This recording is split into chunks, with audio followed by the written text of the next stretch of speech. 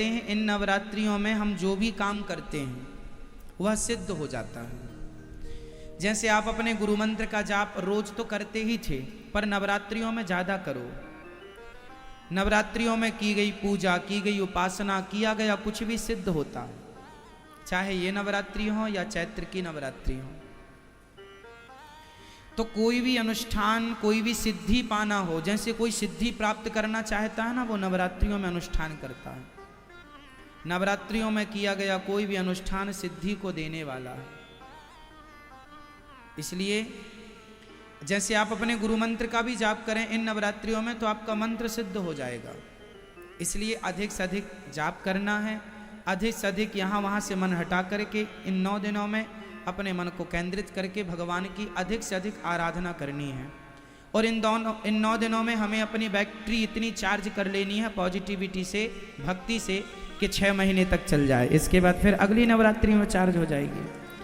तो ये कुछ विशेष त्यौहार इसलिए होते हैं कि आपको साल भर समय नहीं मिलता, महीने भर समय नहीं मिलता, तो समय निकाल के इन दिनों में आप कुछ अच्छा कर सकते हैं अपने लिए। ये 9 दिन सिद्धि देने वाले दिन हैं। आप कुछ भी कर लीजिए, कोई भी जो भी आप करते हैं। आप राम जी के भक्त हैं तो राम नाम जप लीजिए, कृष्ण के भक्त हैं कृष्ण नाम जप लीजिए, शिव के भक्त हैं शिव नाम जप लीजिए, माता रानी के भक्त हैं माता रानी का नाम जो जपेंगे, जो करेंगे। आप रामचरितमानस का पाठ करें या गीता का पाठ करें या अन्य ग्रंथों का पाठ करें, हर चीज सिद्ध होती है। आपकी जो आस्था है जिसमें वो करिए, पर करिए। ये नवरात्रि विशेष होती हैं, विशेष पर्व होता है।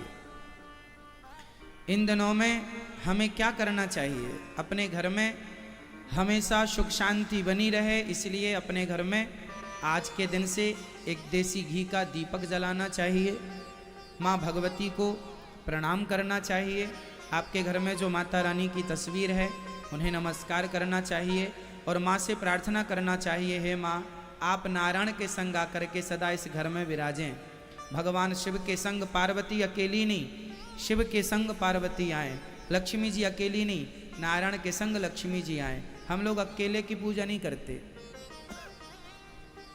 युगल उपासना करते हैं।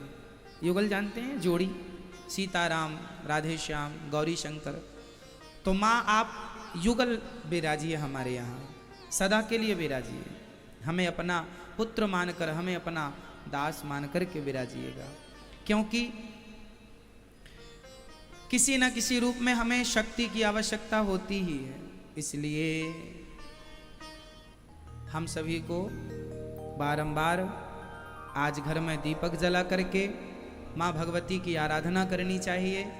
और माँ ऐसी आओ कि फिर कभी ना जाओ। हमारी बुद्धि को आप ही निर्मल करो, हमारी शक्ति को आप ही बढ़ाओ, हमारी वाणी को आप ही मधुर करो। हमारे घर में सुख शांति समृद्धि आप लक्ष्मी बनकर आओ, आप सरस्वती बनकर आओ, आप शक्ति दुर्गा बन करके आओ। दुर्गा मैया के कितने हाथ हैं? कितने? 8। 8 हाथ क्यों हैं दुर्गा मैया के? 4 लोगों को खड़ा कर लीजिए तो 8 हाथ हो जाएंगे। मानो दुर्गा मैया कहती ये नवरात्रि हमें बहुत कुछ सिखाती है, सीखो तो। नवरात्रि ये सिखाती है कि सनातनियों तुम संगठित रहो। हम हिंदू लोग 4 भागों में बटे हुए हैं, ब्राह्मण, क्षत्रिय, वैश्य और शूद्र। ये 4 टुकड़े हैं सनातन धर्म में, 4 भागों में डिवाइड हैं लोग। माता रानी कहती है तुम चारों एक हो जाओगे जिस दिन, तो तुम्हारे हाथ हो जाएंगे 8। और जिस दिन तुम इकट्ठे हो गए तो 8 हाथ की ताकत से इतनी ताकत तुम हासिल कर लोगे कि शेर को भी तुम अपने वश में करके शेर की सवारी कर लोगे। दुर्गा जी शेर की सवारी करती हैं, इसलिए इस संगठन में ये ताकत है कि आप शेर को भी अपने अधीन कर सकते हैं। फिर ये दुनिया के लोग क्या। इसलिए ब्राह्मण, क्षत्रिय, वैश्य और शूद्र चारों को संगठित रहना चाहिए। हम सभी एक ही पिता की संतान हैं। अच्छा बताओ, ब्राह्मण के पिता कौन है? मूल में फर्स्ट ब्राह्मण के पिता, ब्राह्मण कहां से पैदा हुआ है? ब्राह्मण के पिता कौन? भगवान। भगवान श्रीमन नारायण कहो या भगवान ब्रह्मा जी कहो, भगवान नारायण के मुख से प्रकट हुए हैं ब्राह्मण। ब्राह्मणोस्य मुखमासी, भगवान नारायण के मुख से ब्राह्मण प्रकट हुआ। क्षत्रिय हुआ भुजाओं से, वैश्य हुआ है जंघाओं से, और शूद्र हुआ है चरणों से। तो बताओ, चारों के पिता एक हो गए? एक हो गए? बोलो हाँ। हम चारों के पिता जब एक हैं तो फिर भेद क्यों है? हम कौन छोटा बड़ा है? सब भाई भाई की तरह रहो मिलजुल करके। बड़ा व्यक्ति अपने कर्मों से होता है। आपके कर्म अच्छे हैं, आप श्रेष्ठ विचारधारा वाले व्यक्ति हैं, तो आप किसी, चाहे आप ब्राह्मण हो, क्षत्रिय हो, वैश्य हो, शूद्र हो, आपकी विचारधारा रैदास जैसी हो तो रैदास भक्त का भी सम्मान करता है, आदर करता है। उनके भी चरणों का प्रक्षालन करके, चरण धो करके लोग चरण अमृत लेते हैं, ऐसे महापुरुषों का। तो फर्क नहीं पड़ता कि आप ब्राह्मण हैं कि क्षत्रिय हैं कि वैश्य हैं कि शूद्र हैं, आपका भाव कैसा है। व्यक्ति जन्म लेने से बड़ा नहीं होता, व्यक्ति जन्म से भी बड़ा है और कर्म से भी बड़ा हो सकता है। यदि जन्म और कर्म दोनों से श्रेष्ठ है तो क्या बात है। लेकिन व्यक्ति जन्म से श्रेष्ठ है पर कर्म से श्रेष्ठ नहीं है तो वह समाज में सम्मान नहीं पाएगा। सम्मान वही पाता है जो कर्म से श्रेष्ठ होता है। इसलिए आप किसी भी जात से हैं, कोई फर्क नहीं पड़ता, आपके कर्म श्रेष्ठ होने चाहिए। क्यों जी, क्या श्रेष्ठ होनी चाहिए? कर्म। ब्राह्मण होके भी कर्म से हीन हो गया तो वो किस काम का? क्षत्रिय होकर भी वो कर्म से हीन हो गया तो किस काम का? वैश्य होकर भी कर्म से हीन हो गया, शूद्र होकर भी कर्म से हीन। इसलिए आप जहां हैं वहां रह करके कर्म युक्त बनो। ऐसा कर्म करो कि समाज आपके जैसा पुत्र चाहे कि ऐसा पुत्र हमारा भी हो। फर्क नहीं पड़ता कि आपकी जाति क्या है, आपके कर्म श्रेष्ठ हैं। इसलिए कर्मों की पूजा होती है। अच्छे कर्म करेंगे तो शबरी ने अच्छे कर्म किए तो देखो आज समाज पूजता है शबरी को भी। हाँ या ना? राम की कथा बिना शबरी के पूरी नहीं होती। राम कथा में शबरी का नाम ना आए तो राम कथा पूरी हो ही नहीं सकती। हो सकती है? राम कथा में केवट की कथा ना हो तो राम कथा पूरी नहीं हो सकती। बोलो हो सकती है? राम कथा में यदि निषाद की कथा ना आए तो राम कथा पूरी नहीं हो सकती। निषाद, केवट, शबरी कौन थे? जंगल में रहने वाले भील निषाद थे, जिसे आज समाज छोटा मानती है। लेकिन राम जी ने गले से लगाया। जब मेरे राम ने कोई छुआछूत नहीं रखा, जब राम ने कोई ऊंच नीच का भाव नहीं रखा, तो हम कौन होते हैं छुआछूत और ऊंच नीच का भाव रखने वाले। इसलिए हमें सबसे भाई भाई की तरह मिलजुल के रहना चाहिए और प्यार मोहब्बत से रह करके अपने धर्म को आगे बढ़ाना चाहिए। यही हमारी दुर्गा माँ समझा रही है। तुम चारों संगठित हो जाओ। आज हमारे देश में यही तो संगठन नहीं है। ब्राह्मण अलग, क्षत्रिय अलग, वैश्य अलग, शूद्र अलग। क्यों? सही है? कोई अपने आप को श्रेष्ठ कहता है, कोई अपने आप को श्रेष्ठ कहता, कोई कोई कहता, कोई कोई। सभी श्रेष्ठ हैं, अज्ञान बस झगड़ा है। हमारे सनातन धर्म में झगड़ा किस बात का है? अज्ञान बस। झगड़े का मूल कारण है अज्ञान। ये अज्ञान मिट जाए तो कोई विवाद ही नहीं। पर कब मिटेगा ये अज्ञान? अनादि समय से अज्ञान बना हुआ है। इसलिए आप मिटाइएगा और प्यार मोहब्बत से गरीबों के पास जा जा करके कोई छोटे बड़े का भेद ना करके सबकी सेवा करो, सब में ईश्वर का दर्शन करो। मैं तो सबके यहां जाता हूं, झुग्गी झोपड़ियों में भी जाता हूं। सबको प्यार करने के लिए बनाया है। ईश्वर ने ये हाथ जो दिए हैं ना, सबकी सेवा के लिए दिए हैं। जात पात देखकर सेवा नहीं होती, सेवा तो सबकी होती है। जो आए राह में आए, जो दीन दुखी, सबको गले से लगाते चलो, प्रेम की गंगा बहाते चलो। तो हमारे धर्म में यही सिखाया गया है कि आप सब तक जाएं और सबकी सेवा करें। ये दास अनिरुद्ध, जो मेरे से बनता है मैं सेवा करता हूं, सबकी करता हूं। चाहे ब्राह्मण हो उनकी भी करता हूं, क्षत्रिय हैं उनका भी, उनके भी सम्मान, उनका भी, उनकी भी सेवा जो बनती है हमसे। क्षत्रिय, वैश्य और शूद्र जो जहाँ जिस लायक है, ये दास अनिरुद्ध सबको समान भाव से, सबको गले लगाकर सबकी सेवा करता है।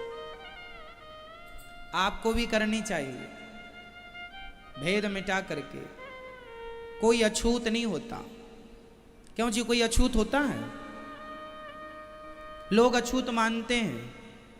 मैं तो सभी माओं के पांव दबाता हूं। हमारे गौरी गोपाल आश्रम में तो सभी माताएं, ब्राह्मण माता भी हैं। गृहस्थी में दोनों का समझदार होना बहुत जरूरी है। पति का भी बहुत समझदार होना, बहुत समझदार होगा पति और अपनी पत्नी का, स्त्री का सम्मान करने वाला होगा पति, वो गृहस्थी बहुत अच्छी होती है। लेकिन पति और पत्नी दोनों का समझदार होना चाहिए, पर दोनों में एक को चुनना हो।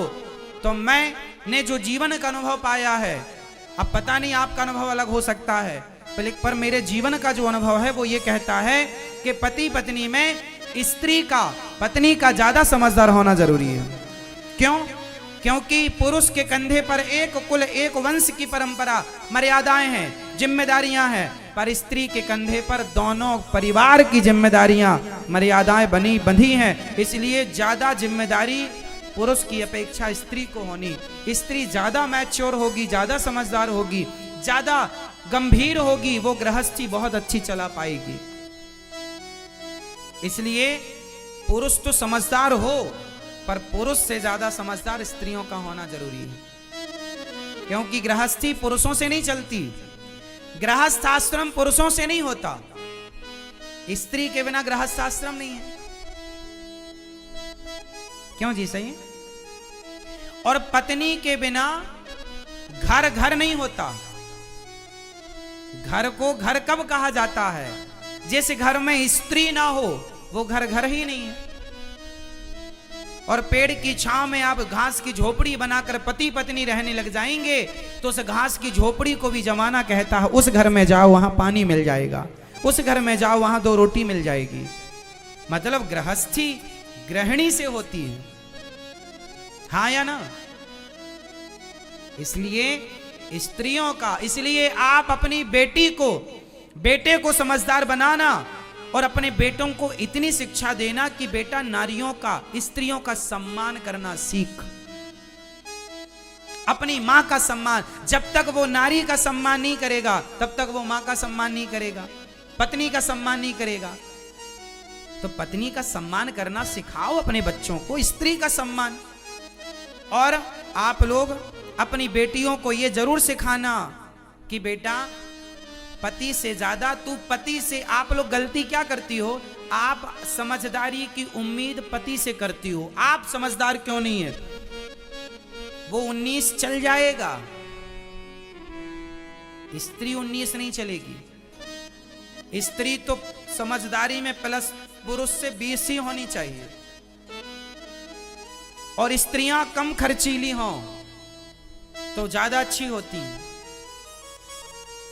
कुछ स्त्रियां ऐसी होती हैं कि जिनके घर में पांव रखते ही घर स्वर्ग बन जाता है, सुख शांति है, लक्ष्मी नाचती है उस घर में। और कुछ स्त्रियां ऐसी भी होती हैं कि पांव रखते ही आग लग जाती है। बोलो हाँ। शादी होके आई कि बहू ने अपने पति से कहा, सुनो जी हम इस बुढ़िया के संग नहीं रहेंगे, अलग चाहिए घर हमें, अलग कमरा, अलग रहेंगे। लो, शादी के साल भर नहीं हुआ, छोरा लुगाई को लेके अलग हो गया पत्नी के कहने पर। तो ये आई और उसके आते ही क्या हुआ, एक माँ बेटे को अलग कर दिया, आग लगा दी दोनों के रिश्तों में। बोलो हाँ। कोई मजबूरी है, आप काम धाम करते हैं तो अलग रहो, ठीक है, पर आप अपनी माँ से अलग क्यों होना चाहते हैं? माँ तो कभी अपने बच्चों से अलग नहीं होना चाहती। क्यों जी? माँ अपने बच्चों से अलग होना चाहती है। आप भी तो मां बनोगी कल, तो क्या आप अपने बच्चों से अलग होना चाहोगी? जब कोई मां अपने बच्चों से अलग नहीं होना चाहती तो फिर बच्चे अपनी मां से अलग क्यों हो जाते हैं? ये सवाल आप सबसे है, कभी उत्तर मिले तो देना मुझे जरूर। इस प्रश्न का उत्तर मुझे आज तक नहीं मिला कि मां अपने बच्चों से कभी अलग नहीं होना चाहती तो बच्चे क्यों हो जाते हैं। क्यों अपनी माओ को वृद्धाश्रम में भेज देते हैं? क्यों अपनी जिम्मेदारी का निर्वहन पूरा नहीं करते, जिम्मेदारी नहीं उठाते? एक माँ के 4 बेटे होते हैं, चारों को बराबर खाना पीना रहना सहना सबकी तेल मालिश सबको बराबर सब सेवा कर देती है माँ। लेकिन वो 4 बच्चे मिलकर एक बूढ़ी अम्मा के पांव नहीं दबा पाते और 1-2 वक्त की रोटी की व्यवस्था नहीं कर पाते। गौरी गोपाल आश्रम में ऐसी ऐसी माएँ हैं जिनके 6-6 बच्चे हैं, 6-6 बेटे हैं, 6-6 बेटियां हैं। 6-6 बेटियों वाली माँ भी गौरी गोपाल आश्रम में है और 6-6 बेटों वाली भी माँ गौरी गोपाल आश्रम में है। ये वही बच्चे हैं जिन बच्चों को माँ ने 6-6 बार दर्द सह सह करके जन्म दिया और मेहनत मजदूरी करके गरीबी गुजर में बसर करके और अपने बच्चों को पाल पोस कर बड़ा किया। और जब वो बड़े हो गए तो वो एक माँ का साथ ना दे पाए, सहारा ना बन पाए। आप लोग ऐसा मत करना अपने बुजुर्गों के साथ, हाथ जोड़ के प्रार्थना करता हूं। आप लोग अपने बूढ़ों के साथ ऐसा अत्याचार तो नहीं कर रहे हैं? सास की सेवा करती हो मैया आप? बोलो हाँ पीली मैया आप। सास की सेवा, सास जिंदा है कि गई हैं? अच्छा मैया हो, ठीक है। सेवा करती हैं बहू, पाँव दबाती हैं, खाना पीना समय से देती रहना। वो सास मैया कह रही हैं अच्छा करती हो। सेवा करना खूब बुढ़ापे में। वो माँ नहीं है, वो भगवान है। आप लोगों को सास ससुर के रूप में भगवान मिले हैं। इंसान को जो इंसान में भगवान को नहीं देख सकता वो भला पत्थर में भगवान को क्या देखेगा? विचार कर लो। माँ कुछ बोल दे बुरा तो नहीं मानती हो? कोई बुरा ना माने, सास कुछ कह दे, बुढ़ापे में ना आदमी थोड़ा चिड़चिड़ा हो जाता है, समझो। बुढ़ापे में आदमी क्या होता है? जोर से बोलो मेरी माँ। बुढ़ापे में आदमी थोड़ा, स्त्री पुरुष दोनों, बुढ़ापे में लोग थोड़ा क्या हो जाते हैं? चिड़चिड़े हो जाते। ये उनका दोष नहीं है, ये उम्र का दोष है। एज, उम्र होती है ना, आदमी थोड़ा चिड़चिड़ा हो जाता है। और बहुओं को क्या लगता, मेरी सास बहुत बकबक करती है। वो बकबक नहीं करती, अब उसकी आदत, उसका स्वभाव बन गया है इतना बोलना। अब आप समझो कि वो तुम्हारी सास है, अब जो वो बोल रही है बुढ़ापा है, वो बोलेगी, उसे आप चुप नहीं करा सकते। आप ही चुप रहो और बुरा ना मानो किसी बात का। और थोड़ी सासों को भी समझ के चलना चाहिए। बहू पानी दे रही है, बहू रोटी दे रही है, तो खाओ पियो भजन करो। तुम ज्यादा हर बात में उंगली भी तो करती रहती हो। बहू ऐसा नहीं, ऐसा नहीं, ऐसा नहीं, तो बहू को लगता कब उंगली तोड़ दूं पकड़ के बुढ़िया की। हर जगह तुम उंगली ना किया करो मेरी माँ। बुढ़ापे में 2 रोटी प्रेम से खाओ, भजन करो भगवान का। ज्यादा तू मैं ना पड़ा करो। बुढ़ापा सुधारना चाहती हो तो कम बोलो बुढ़ापे में, ज्यादा से ज्यादा भजन में मन लगाओ। नहीं तो बुढ़ापा फिर बहू फिर बदला लेगी आपसे। इसलिए ज्यादा सासों को चाहिए कि सासें ने गलती करती हैं, अपनी बेटियों की तरफ ज्यादा अटैच रहती हैं। मेरी बेटी आई, अभी रक्षाबंधन में बेटी आई थी, इतना सारा अचार दे दिया मैया ने और 1 डिब्बा घी दे दिया जा, और साड़ी छिपा के ले, बहू ना देख पावे। ये सासें बेचारी भावुक होती हैं अपनी बेटी को लेकर। तुम्हारी माँ भी ऐसे ही है, तुम्हें लेकर बड़ी अच्छी है वो माँ। एक बेटी के लिए ना चाहती है सब कुछ दे दूं अपनी बेटी को, लेकिन बेचारी माँ ये नहीं जानती कि आपका जो बेटी की तरफ लगाव है वो अच्छा है, होना चाहिए, लेकिन आपका बहू की तरफ लगाव ना होने से बहू आपसे रूठ जाती है कि मैं तो रोज ने पांव दबाती, सेवा करती, दवाई गोली देती समय से इनकी, तो ये मुझे तो फटी साड़ी नहीं देती। मेरी सास तो मुझे फटी साड़ी को नहीं पूछती। और बेटी आई तो फिर पत्नी पति से क्या कहती, सुनो आ गई तुम्हारी बहन नागिन। इस बार रक्षाबंधन में इतना बड़ा झोला भर के ले गई है। हाँ, और जबकि भले कुछ ना ले गई हो, पर पत्नी पति से क्या बता रही है, उकसा रही है अपने पति को। आज सुनो जी, 10 किलो घी दे दिया माँ ने, 10 किलो, और दिया 50 ग्राम है।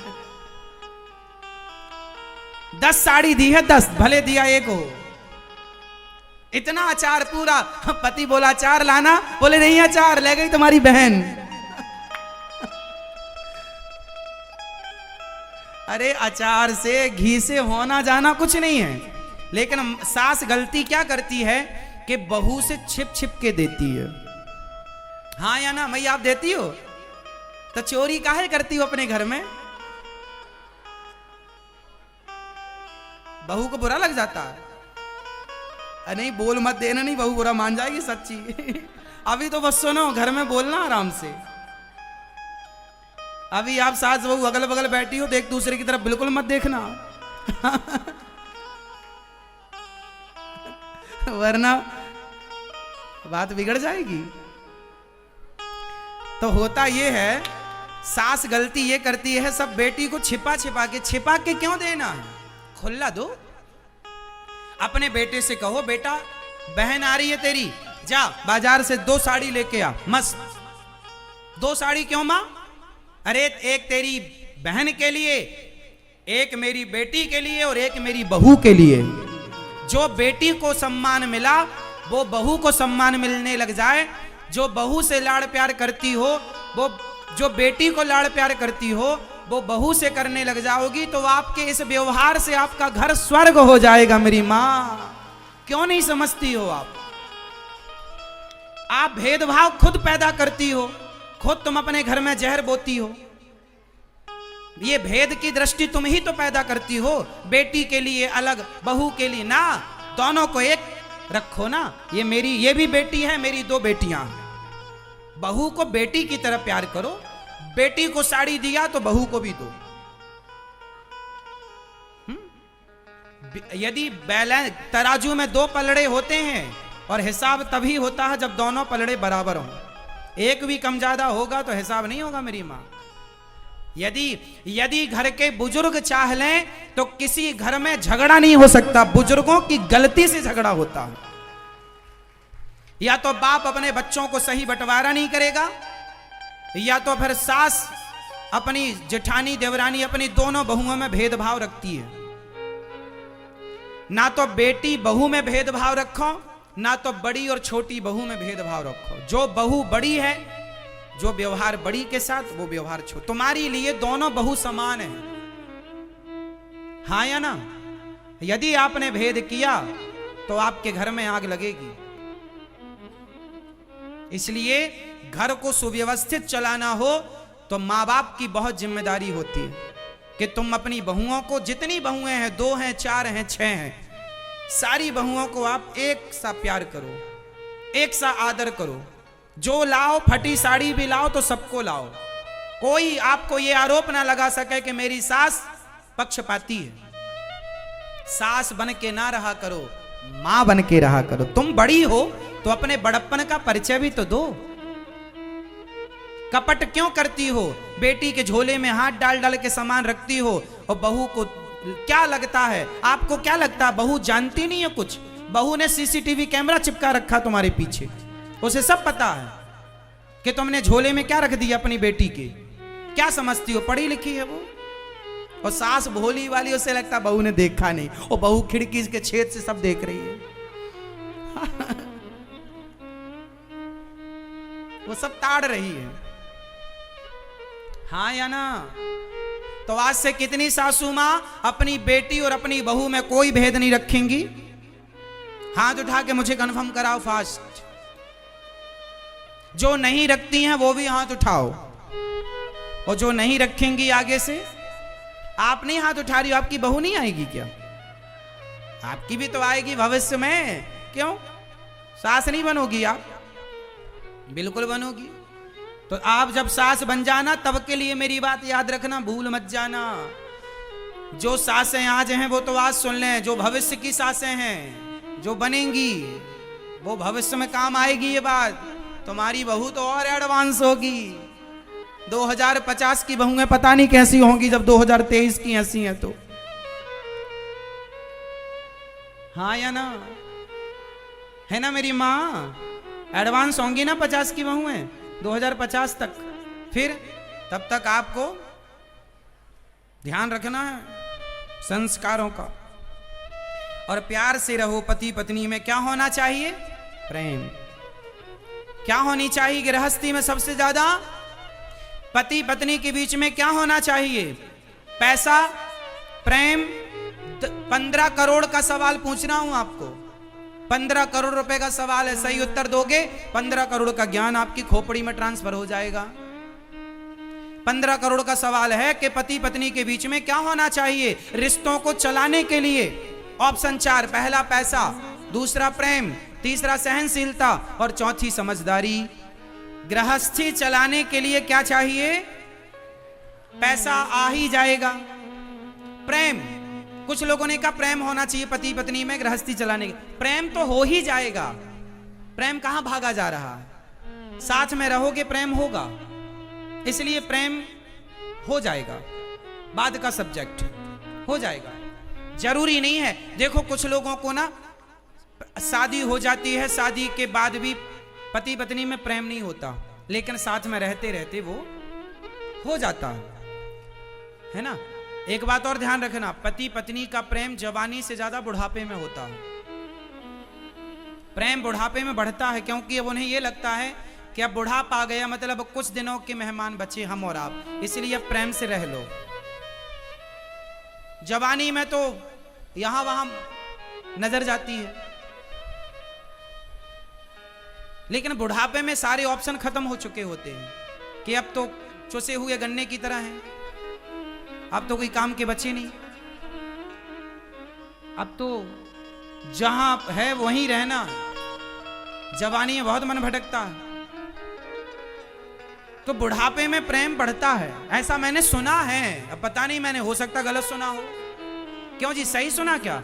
जवानी से ज्यादा बुढ़ापे में पति पत्नी का प्रेम होता। क्यों जी, सही है? देखो बूढ़े लोग कह रहे हैं, मतलब सही है, और बात सही भी है। तो प्रेम हो जाएगा, इसलिए पैसा आ जाएगा, प्रेम हो जाएगा। और सहन, रही बात समझदारी की, तो देखो समय के साथ समझदारी भी आती है। समय के साथ समझदारी आती है। किसके साथ आती है? समझदारी समय के पहले नहीं आती, समय के साथ समझदारी आती है। तो समझदारी जैसे जैसे आपकी एज, उम्र बढ़ेगी, अनुभव बढ़ेगा, वैसे वैसे आपको समझदारी आएगी। तो समझदारी आ जाएगी, प्रेम हो जाएगा, पैसा आ जाएगा। गृहस्थी चलाने के लिए सबसे महत्वपूर्ण है सहनशीलता। यदि आपके अंदर दो बातें सहन करने की क्षमता है, पति की बात, पत्नी की बात, सास की बात, ससुर की बात, जमाने की दो बातें आप सह जाते हैं, तो जो सह जाता है वही रह जाता है, जो नहीं सहता वो नहीं रहता। प्रेम होने के लिए रिश्ते चाहिए, और रिश्ते निभाने के लिए सहनशीलता चाहिए। रिश्ते तब चलते हैं ना जब आपके पति ने कुछ बोल दिया और आपको सहन नहीं हुआ, इसी चक्कर में तो लोगों के तलाक हो जाते हैं। तलाक की सबसे बड़ी वजह ये ही तो है कि आज के लोगों के अंदर सहनशीलता नहीं है। क्या नहीं है मेरी मां? इसलिए अपने बच्चों के अंदर थोड़ा ये सहनशीलता का गुण भरो बेटा, थोड़ा सहो। क्या करना है? अरे पत्थर भी छेनी और हथौड़ों की चोट को सहता है, तब जाकर के वो पत्थर भगवान बनता। बोलो हाँ।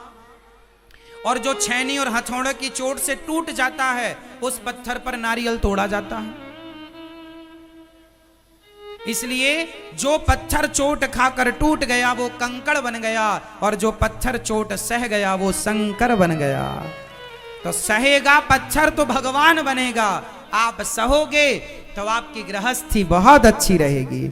आज तो कड़वा लगेगा, पर कल उसका लाभ मिलेगा, आनंद मिलेगा कि चलो दो बातें सह गए। रिश्तों को बचाए रखने के लिए सहन करना पड़ता है, और नहीं सहते तो लोग तोड़ देते हैं। तलाक ऑप्शन है ही है लोगों के पास, हाँ या ना मेरी मां? तो तलाक दे करके रिश्ता तोड़ना अच्छा है कि दो बातें सुन करके समझदारी से सह करके रिश्ता चलाना अच्छा है? आप बताओ क्या सही है? बाल्टी कुएं में उतरती है तो झुकती है, तब भरती है। कई बार झुक करके रिश्तों को बचाना पड़ता है। गलती ना होने पर भी सॉरी बोलकर रिश्तों को बचाना पड़ता है। आपकी गलती ना होने पर भी आपने झुक कर रिश्ता बचाया, इसका मतलब ये निकला कि आप रिश्ता निभाना जानते हैं। अकड़ से रिश्ते खत्म हो जाते हैं। बोलो हाँ।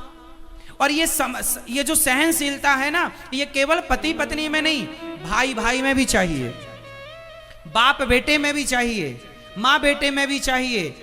हर रिश्तों को बेहतर बनाने के लिए सहन करना चाहिए। दोस्तों में भी, जिनकी दोस्ती में सहनशीलता है, कई बार दोस्त कुछ कह जाते हैं मजाक में या धोखे से, आपने गहराई से ले ली उन बातों को, ना सह पाए तो दोस्ती टूट जाएगी। यार तुमने ऐसा कह दिया, लेकिन सह गए, कोई बात नहीं, चलो। तो सहन करना पड़ता है, हाँ या ना। नरक स्वर्ग कौन जाता है बताओ? आत्मा जाती है स्वर्ग नरक, सही है, पर भोगती नहीं। आत्मा भोगने का डिपार्टमेंट है नहीं उसका। भोगता कौन है? भोगता कौन है? हम, मैं। ये मैं कौन है? मैं कौन हूं? हम हमें जानते नहीं, मैं कौन हूं, आप कौन हैं? जो आप हैं वही नरक जाएगा। आप और आपका शरीर, आप अपने शरीर से अलग हैं। आपका ये शरीर है, आपका शरीर है ये, आप शरीर नहीं है, समझिएगा। ये आपका हाथ है, आप हाथ नहीं है। ये आपकी आंख है, आप आंख नहीं है।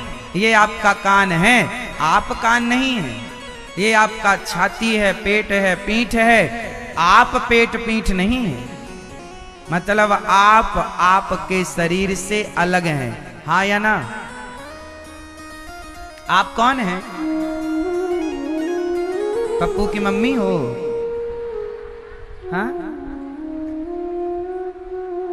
ये पप्पू की मम्मी, पप्पू के पापा, ये संसार के व्यवहार के लिए एक नाम दिया जाता है। इस भीड़ में हम किसको बुलाएं? अब कोई कौशल्या नाम की माँ हो, अरे मैया कौशल्या आपको ही बुला रहे हैं, तो कौशल्या मैया ही सुनेगी आप सब में से।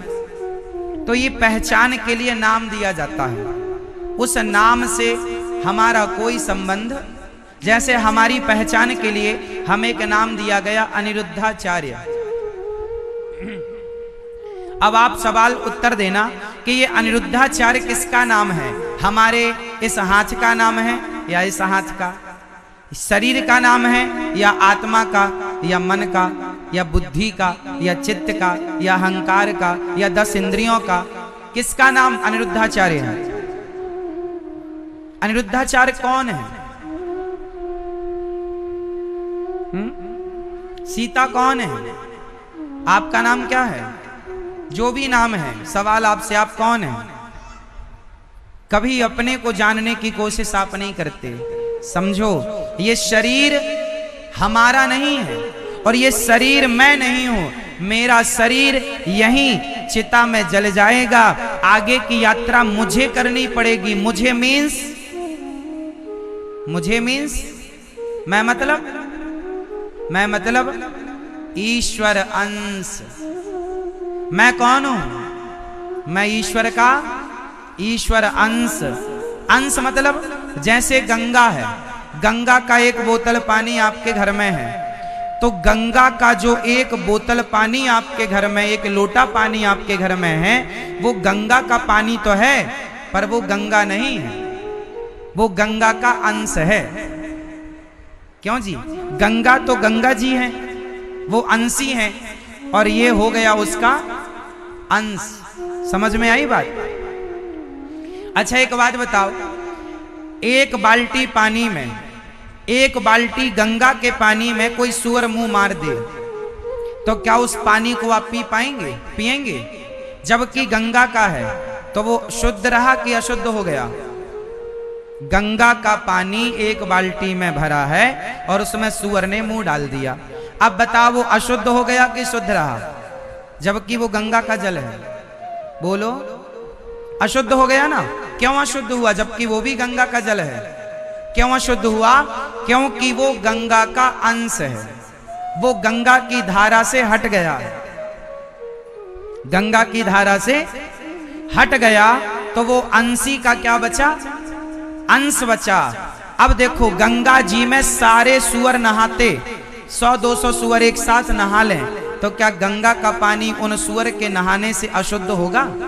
गंगा का पानी अशुद्ध नहीं होगा, पर बाल्टी में गंगा का पानी भरा है तो अशुद्ध हो जाएगा, क्योंकि बाल्टी का पानी सीमित है और गंगा का पानी असीमित है। वो धारा से जुड़ा है, ये धारा से हट गया, वो अंशी है, ये अंश है। उसी प्रकार आप और हम कौन हैं?